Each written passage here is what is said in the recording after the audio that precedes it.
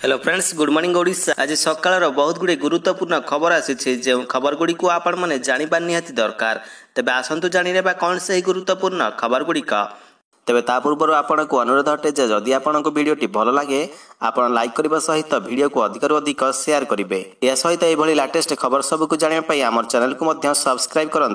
तेज आसतु आरंभ करवा आज खबर अभियान। प्रथम बड़ खबरटी होउछि आवास योजना रे प्रत्येक को मिलिब घर। एबे आसतु जानिबा केमिति करिबे आवेदन।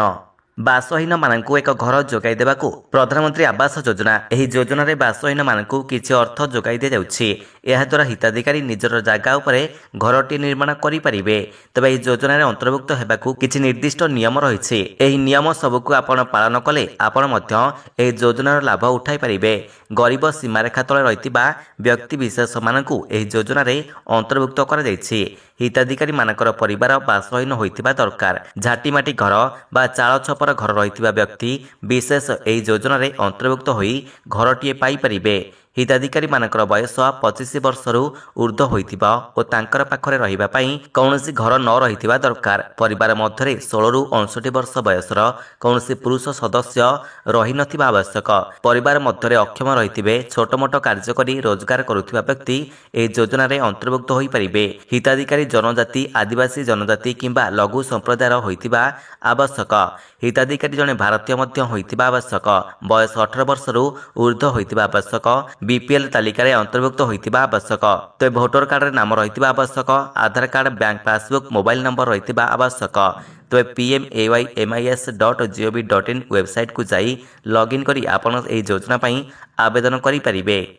परवर्ती खबरटी हेउछि एलआईसी लॉन्च कला नुआ प्लान। आपण को मिलिबो लाइफ टाइम इनकम रो ग्यारंटी। सरकारी बीमा कंपनी एलआईसी यार नूतन बीमा योजना आरंभ करिछि। एलआईसी रो एही योजना हेउछि एक सुनिश्चित आय वार्षिक योजना। यार नाम एलआईसी जीवन धारा 2 रखा जायछि। एक नूतन प्रेस विज्ञप्ति रे एलआईसी एही नूतन योजना विषय सूचना दैछि। कंपनी एक विवृत्ति रे कहिछि जे एलआईसी जीवन सेक्शन 2 हेउछि एक अणलिंक एवं अंशग्रहणकारी योजना। एही योजना सोमवार ठारू उपलब्ध हेबो। यार अर्थ सोमवार ठारू एही योजना क्रय करा जाय परिबो। कंपनी कहिछि जे एही योजना जेकोनोसी प्रकार ऑनलाइन किंबा ऑफलाइन ने किणा जाय परिबो। परवर्ती खबरटी हेउछि राज्य रे जारी रहिछि झिपिझिपि वर्षा। 26 तारिखरू बदलिबा पाग।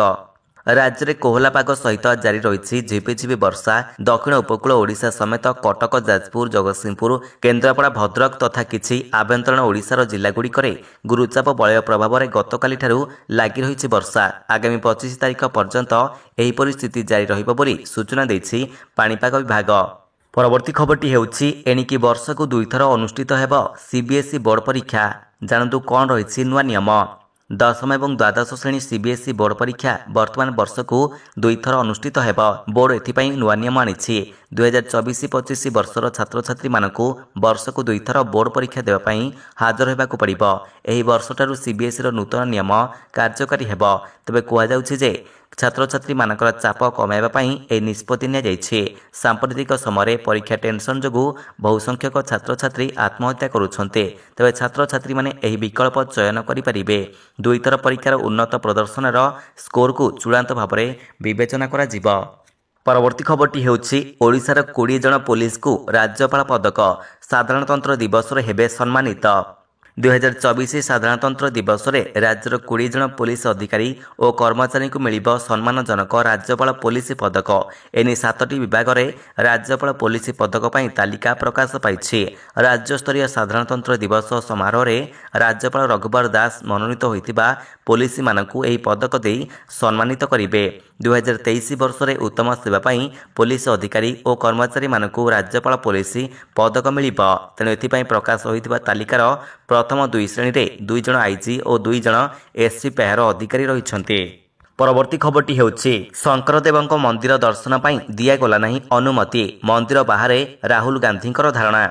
आसामर नगाँव रे रहितिबा श्री श्री शंकरदेव सत्य मंदिर रे दर्शन पाई जीवा पाई कांग्रेस नेता राहुल गांधी को अनुमति दिया जाय नाही। मंदिर बाहरे पुलिस तांको अटकाइबारु एहार प्रतिवादर से धारणा रे बसिथिले। कांग्रेस नेता राहुल गांधी कहिसंति जे आसामर नगाँव रे ରହିଥିବା ଶ୍ରୀ ଶ୍ରୀ ଶଙ୍କରଦେବ ସତ୍ୟ ମନ୍ଦିର ପରିଦର୍ଶନ କରିବାକୁ ତାଙ୍କୁ ଅଧିକାରୀମାନେ ଅନୁମତି ଦେଇନଥିଲେ। ଏହି ସମୟରେ କଂଗ୍ରେସ ନେତା ରାହୁଲ ଗାନ୍ଧୀ ଜଣେ ସୁରକ୍ଷା ଅଧିକାରୀଙ୍କୁ ପଚାରିଲେ, ଭାଇ କ'ଣ ମୁଁ ଯାଇ ବ୍ୟାରିକେଡ୍ ଦେଖିପାରିବି କି? ମୁଁ କେଉଁ ଭୁଲ କରିଛି ଯେ ମୋତେ ମନ୍ଦିର ଭିତରେ ଅନୁମତି ଦିଆଯାଇ ନାହିଁ? ପରବର୍ତ୍ତୀ ଖବରଟି ହେଉଛି ଜାନୁଆରୀ 23 ତାରିଖରୁ ବିଜେଡି ପରିବାର ସମ୍ପର୍କ ଅଭିଯାନ। ଜାନୁଆରୀ 23 ତାରିଖରୁ ବିଜେଡି ପରିବାର ସମ୍ପର୍କ ଅଭିଯାନ ଆରମ୍ଭ କରିବ। ଜାନୁଆରୀ 23 ତାରିଖରୁ ନେତାଜୀ ଜୟନ୍ତୀରୁ ମାର୍ଚ୍ଚ 5 ତାରିଖ ପର୍ଯ୍ୟନ୍ତ ବିଜୁ ଜୟନ୍ତୀ ପର୍ଯ୍ୟନ୍ତ ପରିବାର ସମ୍ପର୍କ ଅଭିଯାନ ଚାଲୁ ରହିବ। ଘରେ ଘରେ ପହଞ୍ଚିବ ବିଜେଡି। ଲିଫଲେଟ୍ ମାଧ୍ୟମରେ କ୍ୟାମ୍ପେନ୍। ନବୀନ ସରକାରଙ୍କ ସଫଳତା ଘରେ ଘରେ ପହଞ୍ଚାଇବାକୁ କାର୍ଯ୍ୟକ୍ରମ ହେବ। ଏହାକୁ ସ୍ଥାନୀୟ ନେତୃତ୍ୱ ଅନୁପାଳନ କରିବେ। ଜିଲ୍ଲା ପର୍ଯ୍ୟବେକ୍ଷକ ଏହାକୁ ତଦାରଖ କରିବାକୁ ନିର୍ଦ୍ଦେଶ ଦିଆଯାଇଛି ବୋଲି ବିଜେଡି ବିଧାୟକ କହିଛନ୍ତି। ପରବର୍ତ୍ତୀ ଖବରଟି ହେଉଛି କର୍ମଚାରୀମାନଙ୍କର ପାଇଁ ଗୁଡ୍ ନ୍ୟୁଜ୍। 50,000 ଟଙ୍କା ପର୍ଯ୍ୟନ୍ତ ବଢ଼ିବ ଦରମା। ଅଲଗା ମିଳିବ ଡିଏ। କେନ୍ଦ୍ରୀୟ କର୍ମଚାରୀ ଓ ପେନ୍ସନଭୋଗୀମାନଙ୍କର ପାଇଁ ଏକ ବଡ଼ ଖୁସି ଖବର। ଡିଏ ପୁଣି ଥରେ ବୃଦ୍ଧି ହେବାକୁ ଯାଉଛି। କିନ୍ତୁ ଅନ୍ୟ ଏକ ପ୍ରସଙ୍ଗରେ କେନ୍ଦ୍ରୀୟ କର୍ମଚାରୀମାନଙ୍କର ପାଇଁ ଏକ ଖୁସି ଖବର ମିଳିବାକୁ ଯାଉଛି।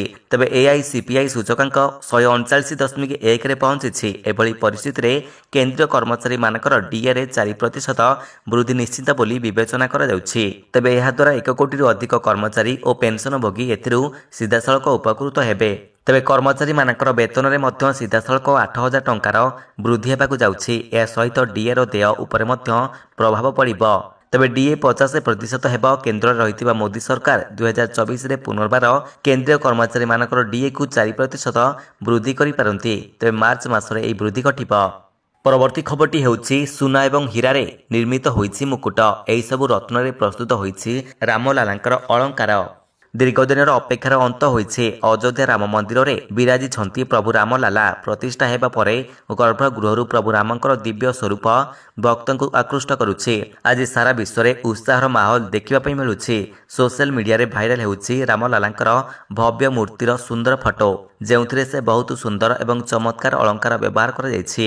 ରାମଲାଲାଙ୍କ ମୁଣ୍ଡରେ ସୁନା ଏବଂ ହୀରାରେ ନିର୍ମିତ ମୁକୁଟ ପରିଧାନ କରିଛନ୍ତି, ଯେଉଁଥିରେ ପନ୍ନା ରତ୍ନର ମଧ୍ୟ ଲଗାଯାଇଛି। ପରବର୍ତ୍ତୀ ଖବରଟି ହେଉଛି ପ୍ରଶଂସକମାନଙ୍କର ପାଇଁ ଖରାପ ଖବର। ଇଂଲଣ୍ଡ ବିପକ୍ଷ ପ୍ରଥମ 2ଟି ଟେଷ୍ଟରୁ ବାଦ ପଡ଼ିଲେ ବିରାଟ କୋହଲି। ଭାରତ ଓ ଇଂଲଣ୍ଡ ମଧ୍ୟରେ ହେବାକୁ ରହିଥିବା 5ଟିକିଆ ଟେଷ୍ଟ ମ୍ୟାଚ୍ର ପ୍ରଥମ 2ଟି ମ୍ୟାଚ୍ରୁ ବାଦ ପଡ଼ିଛନ୍ତି ବିରାଟ କୋହଲି।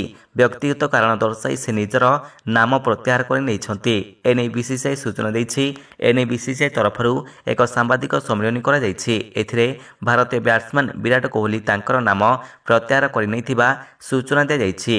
ତେବେ ବିସିସିଆଇ ତରଫରୁ ଜାରି କରାଯାଇଥିବା ପ୍ରେସ୍ ବିବୃତ୍ତିରେ କୁହାଯାଇଛି ଯେ ବିରାଟ କୋହଲି ବ୍ୟକ୍ତିଗତ କାରଣ ଦର୍ଶାଇ ଇଂଲଣ୍ଡ ବିପକ୍ଷ ପ୍ରଥମ 2ଟି ଟେଷ୍ଟରୁ ନିଜର ନାମ ପ୍ରତ୍ୟାହାର କରିନେଇଛନ୍ତି। ପରବର୍ତ୍ତୀ ଖବରଟି ହେଉଛି ଆଉ ରହିବ ନାହିଁ ଟେନସନ୍। ଆସିଲା ନୂଆ ଟେକ୍ନୋଲୋଜି।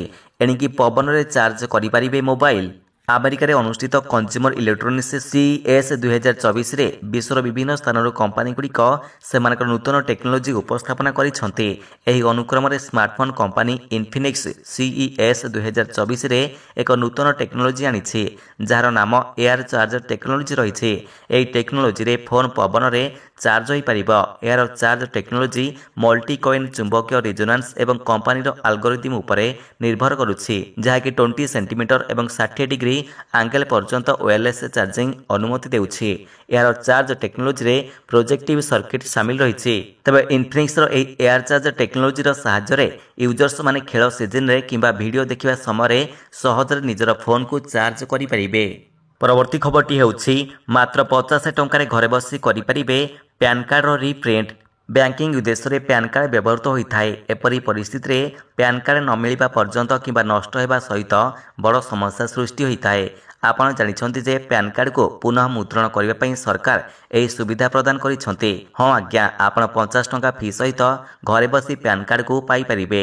ତେଣୁ ଏଥିପାଇଁ ଆପଣଙ୍କୁ ଫୋନ୍ କିମ୍ବା ଲାପଟପ୍ ସାହାଯ୍ୟରେ ଅନଲାଇନରେ ପ୍ୟାନ୍ କାର୍ଡ ଆବେଦନ କରିବାକୁ ପଡ଼ିବ। ସର୍ବପ୍ରଥମେ ଆପଣଙ୍କୁ ନ୍ୟାସନାଲ ସିକ୍ୟୁରିଟି ଡିପୋଜିଟାରୀ ଲିମିଟେଡର ଅଫିସିଆଲ ୱେବସାଇଟ୍ onlineservices.nstl.com କୁ ଯାଇ ଆବେଦନ କରିବାକୁ ପଡ଼ିବ। ପରବର୍ତ୍ତୀ ଖବରଟି ହେଉଛି 12 ବର୍ଷ ମଧ୍ୟରେ ପ୍ରଥମ ଥର ପାଇଁ ସାମସଙ୍ଗକୁ ପଛରେ ପକାଇଲା ଆପଲ୍। ହାସଲ କଲା 1 ନମ୍ବର ସ୍ଥାନ। ଦୀର୍ଘ 12 ବର୍ଷ ମଧ୍ୟରେ ପ୍ରଥମ ଥର ପାଇଁ ସାମସଙ୍ଗକୁ ପଛରେ ପକାଇ ସ୍ମାର୍ଟଫୋନ୍ ଦୁନିଆରେ 1 ନମ୍ବର ସ୍ଥାନ ହାସଲ କରିଛି ଆପଲ୍। କରୋନା ମହାମାରୀ ପରଠାରୁ ସ୍ମାର୍ଟଫୋନ୍ ବଜାରରେ ମାନ୍ଦାବସ୍ଥା ଦେଖା ଦେଇଥିଲା। ଇଣ୍ଟରନ୍ୟାସନାଲ ଡାଟା କର୍ପୋରେସନ ବା IDCର ତଥ୍ୟ ଅନୁଯାୟୀ ଗତବର୍ଷ ପଠାଯାଇଥିବା ଫୋନ୍ର 1/5 ଭାଗ ଆପଲ୍ ଆଇଫୋନ୍ ରହିଥିଲା। ତେବେ ସାମସଙ୍ଗର ବଜାର ଅଂଶ 19.4% ରହିଥିବା ବେଳେ ସାଓମି ତୃତୀୟ ସ୍ଥାନରେ ରହିଥିବା ବେଳେ ଓପୋ ଚତୁର୍ଥ ସ୍ଥାନରେ ରହିଛି। ସେହିପରି ଆଇଡିସି ରିପୋର୍ଟ ଅନୁଯାୟୀ ଗତ ବର୍ଷ ପ୍ରାୟ 120 ନିୟୁତ ସ୍ମାର୍ଟଫୋନ୍ ବିକ୍ରି ହୋଇଥିଲା, ଯାହାକି ପୂର୍ବବର୍ଷ ତୁଳନାରେ 3% କମ୍ ରହିଛି। ଗତ ଏକ ଦଶନ୍ଧି ମଧ୍ୟରେ ସ୍ମାର୍ଟଫୋନ୍ ବିକ୍ରିର ଏକ ସର୍ବନିମ୍ନ ସଂଖ୍ୟା ରହିଛି। ତେବେ ଏହିଭଳି ଲାଟେଷ୍ଟ ଖବର ସବୁକୁ ଆପଣ ଜାଣିବା ପାଇଁ ଆମର ଚ୍ୟାନେଲକୁ ସବସ୍କ୍ରାଇବ୍ କରିବା ସହିତ ଭିଡ଼ିଓକୁ ଅଧିକରୁ ଅଧିକ ସେୟାର କରନ୍ତୁ। ଧନ୍ୟବାଦ।